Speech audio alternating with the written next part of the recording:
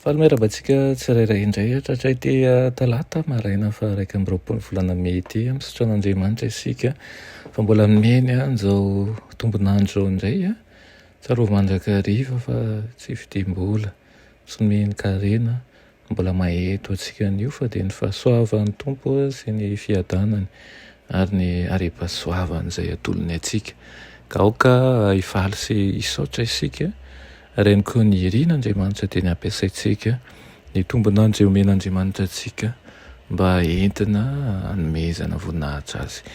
Raha andirantsika mofinainan'io dia hivavaka isika. Ianay tsara andresan-danitra atolotra ianao ny dera ny lasa ny asa sy ny voninahitra misaotra anao izahay satria mbola nomenao ny fahasoavanao hatrany. Andray izany izay ankehitriny dia ny teninao aoka ianao hamboly zava-tsoa ny fiainana tsirairay avy aminaran'i Jesosy. Amen. Loha teny mofinainantsika androany dia manao ny fomba hialana amin'ny fahatsapana omeloka. Alaina Mika 7:7 manao toy izao aminaran'i Jesosy. Iza no Andriamanitra tahaka anao izay mamela heloka sady mandalo ny fahadisoany sisa amin'ny lovany, tsy mitana ny fahatezerany ho mandrakizay izy fa tia famindram-po. Amen. Faly fa tsy ny fihetseha-pontsika no porofo maneho fa zanak'Andriamanitra isika.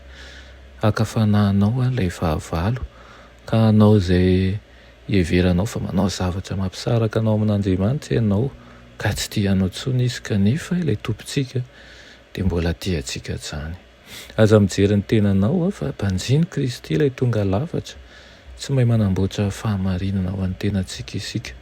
Eo an-tanan'i Kristy ny akanjo-pahamarinana mangatsakatsaka ary ho tafiany antsika izany. Hanao teny mamy izay mitovy famelan-keloka sy teny fikasana izy.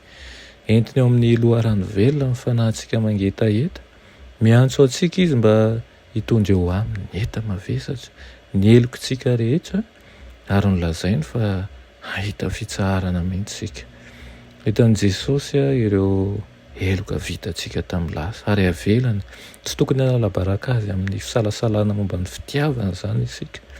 Aoka apetraka eo an-tongotry ny hazo fijalian'ny Kalvaria ny fahatsapana omeloka, manapoizina an'ireo loharan'ny fiaisana sy ny tena, ny fifalinany sy ny fifaliana ihany koa ny fahatsapana hoe tena be fahotana. Hoy Jesosy manao hoe apetraho eto amiko avokoa izany, esoroko ireo fahotanao ary omeko fiadanana ianao. Aoka tsisy intsony ny fanaovanao tsinotsinona ny tenanao satria ny rako mihitsy no efa nividianako anao. Hay ianao izy ho atanjahako ny sitraponao marefo, ho fafako ny neninao noho ny fahotana. Rehefa izay dia atodio aminy ny fonao feno fankasitrahana sy mangovitra ny fisalasalana ka fikero ny fanantenana petraka eo anoloanao. Raisin'Andriamanitra ny fonao vaka, ny fonao toritory ary omeny anao maimaim-poana ny famelan-keloka. Maniry ny andray anao isan'ny tokantrano izy ary omeny ny fahasoavany mba hanampy anao amin'ny fahalemenao ho tarihan'ilay mpamonjy malala isaky ny indray maningana ianao raha mihazona ny tanany ary mamela azy hitaridalana anao.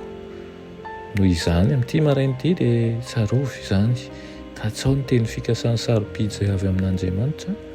Raha mampihorohoro ny sainao Satana dia manalaviana ny reny fampiorohorony reny ka fikiro ny teny fikasany ary aoka amin'ny fanahinao ahazo hery amin'ny famirapiratana izany teniny izany. Amen. Iranay tsara indresan-danitra mbola misaotra anao izay ny amin'ny fitiavanao, misaotra ihany koa ny amin'ny teninao, misaotra an'izay manaiky andrainay mandrakariva amin'ny fahadisoana eny amin'ny heloka eny amin'ny lotonay rehetra ianao koa sady vonona ny mihinanay amin'izay izao.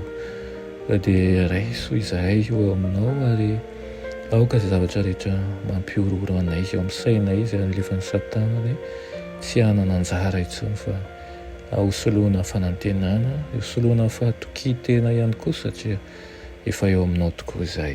Aminaran'i Jesosy. Amen.